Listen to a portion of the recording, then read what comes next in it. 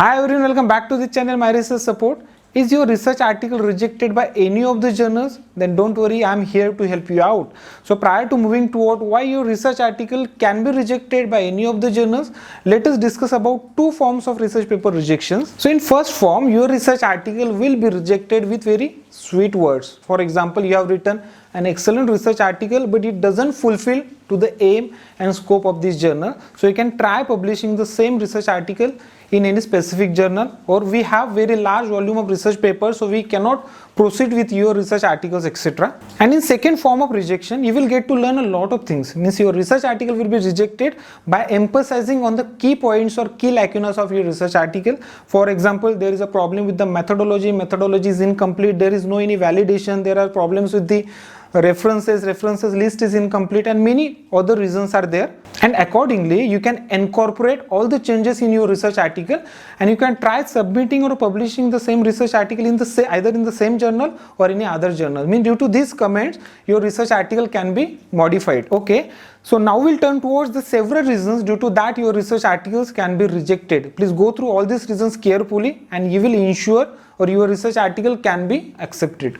So the first point is technical screening. Before passing your research article to the editor-in-chief or peer review process, it has to pass to this preliminary stage, and around 30 to 50% of research articles will be rejected in this stage itself. So what points you should keep in mind?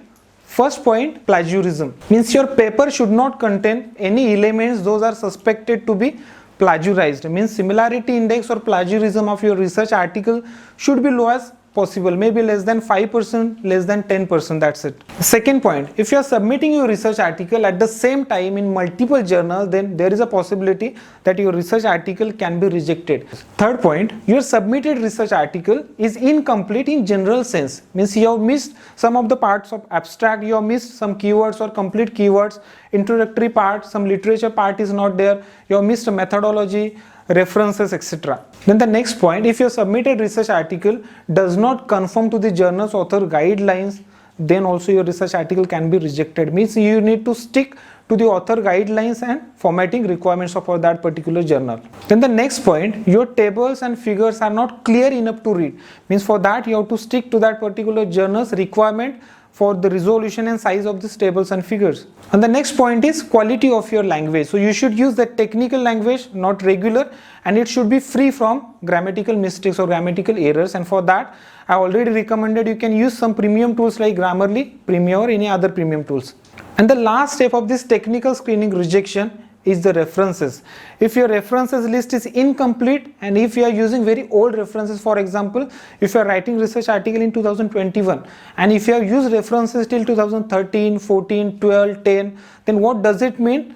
Means you are unaware of the whatever research carried out on that particular topic in recent years. So there is a chance, or there are some chances of duplication of the work, or there will not be innovation in this work. And the second point is journal's aim and scope. You have to go to that particular journal homepage where you are going to submit your research article, and you have to observe this section carefully. You have to analyze the broad areas and sub areas through which journal accepts research article, and you have to see whether your area lies in that theme of journal. If yes, then only you have to go towards publication or submitting your research article to that journal.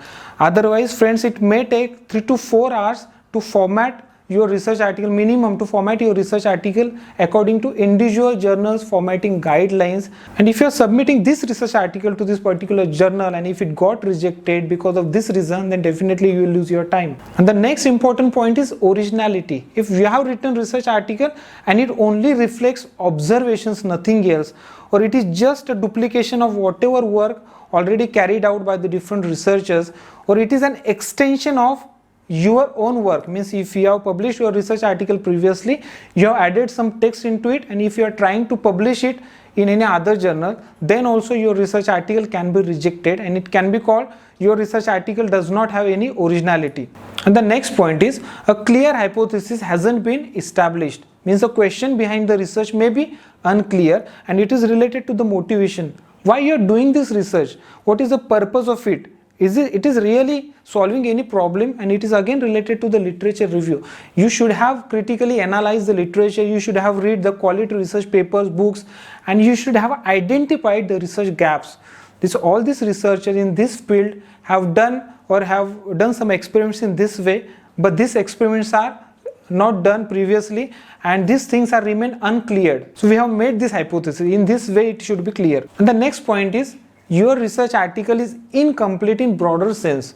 Means for example, if you are doing a research on a specific thing, then definitely it may have 5 key points, and if you have emphasized on only 1 key point or 2 key points, then also there are some chances that your research article can be rejected. And all these key points you will get to know about from the critical literature review. That's it. The next point, there will be some flaws in the procedures, presentations and analysis of the data. For example, if you have carried out some experiments but you have used the wrong methods or wrong procedures, then there are chances that you will get wrong results. Means the presentation or analysis of data will be wrong, and if the presentations is not proper or is not structurized, then also your research article can be rejected. Now the next and the most important point is validation. Whatever results I have got should be validated properly. So what exactly the validation means? If I have done some experiments, I have done some analysis and have put all these results single together under results and discussion section, and I cannot say all these results are correct.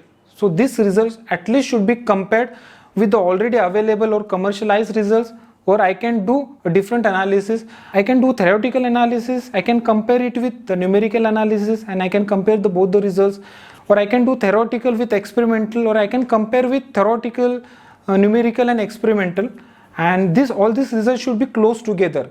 Yes, definitely there would be some errors, but all these results should be close together. Then you can say your results are validated.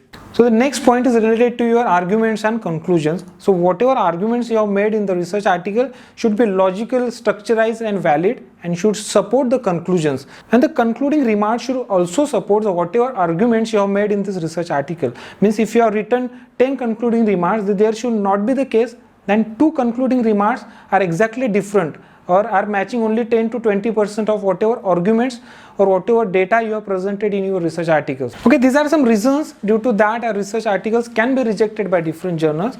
So now we'll see when we receive comments from the reviewers, so how to respond to these comments.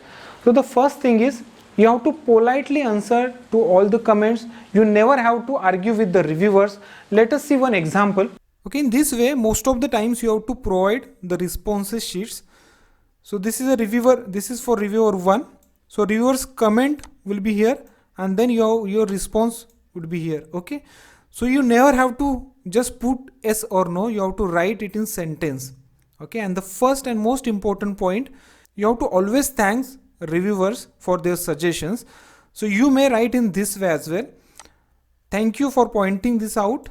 I agree with this comment, and therefore you can write down whatever point you need to explain. Or the second comment you can write in this way as well. Agree.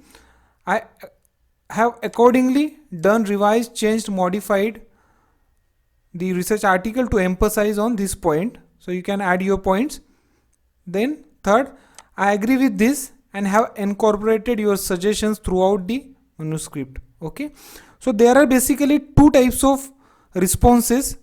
So first is you have to respond the reviewer's comments, those you agree with. Okay, and the second part is you have to respond to the comments you disagree with.